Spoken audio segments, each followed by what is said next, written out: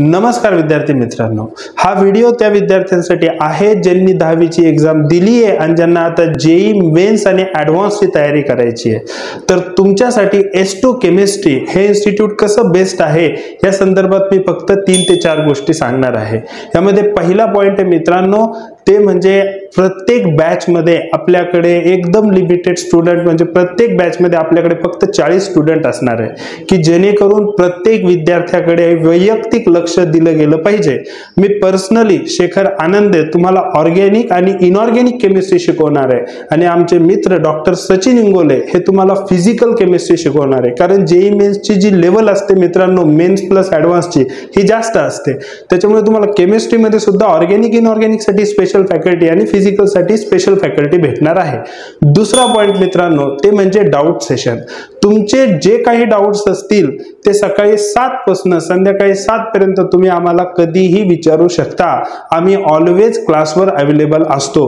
क्लासमध्ये असणाऱ्या जेईच्या बॅच मध्ये असणाऱ्या विद्यार्थ्यांची संख्या लिमिटेड आहे, त्याच्यामुळे तुमची अंडरस्टँडिंग फार चांगल्या लेवलवर होईल आणि डाऊट्स जरी असतील तरी सुद्धा ते लगेच क्लिअर होतील, कारण आम्ही क्लासमध्ये ऑलवेज अवेलेबल असतो।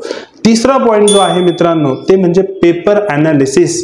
प्रत्येक टेस्ट झाल्यानंतर त्या पेपरचा ॲनालिसिस इंडिव्हिज्युअल विद्यार्थ्याचं केलं जाईल। ते कसं करतात ॲनालिसिस, ते म्हणजे सपोज जेई मेन्सचे केमिस्ट्रीचे 25 प्रश्न असतात, तर 25 प्रश्नांपैकी तुमचे 20 प्रश्न बरोबर आले पण 5 क्वेश्चन्स रॉंग झाले। तर ते 5 क्वेश्चन्स का रॉंग झाले, तिथे काय अप्रोच पाहिजे होता, तिथे कोणता कन्सेप्ट होता जो तुम्हाला आला नाही, आणि पुढे एक्झाम मध्ये जर तशा टाइपचे क्वेश्चन्स आले तर त्याला कसं टॅकल करायचं, तो पॉइंट कसा कव्हर करायचा, या सगळ्या गोष्टी त्या पेपर ॲनालिसिस मध्ये कंप्लीट केल्या जातील आणि ते पेपर ॲनालिसिस प्रत्येक विद्यार्थ्याचं आम्ही करणार आहे।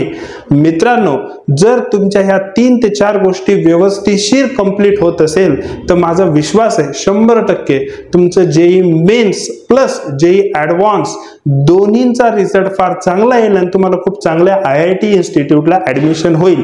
एक महत्त्वाचा पॉइंट सांगायचा राहिला मित्रांनो, रेग्युलर 11चं तुमचं 1.5 तासाचं रेग्युलर लेक्चर असेल आणि आठवड्यातून कंपल्सरी 4 दिवस हे तुमचे DPPचे असणार आहे। म्हणजे तुम्हाला आठवड्यातून 4 दिवस रेग्युलर DPPचे वेगळं लेक्चर भेटणार आहे।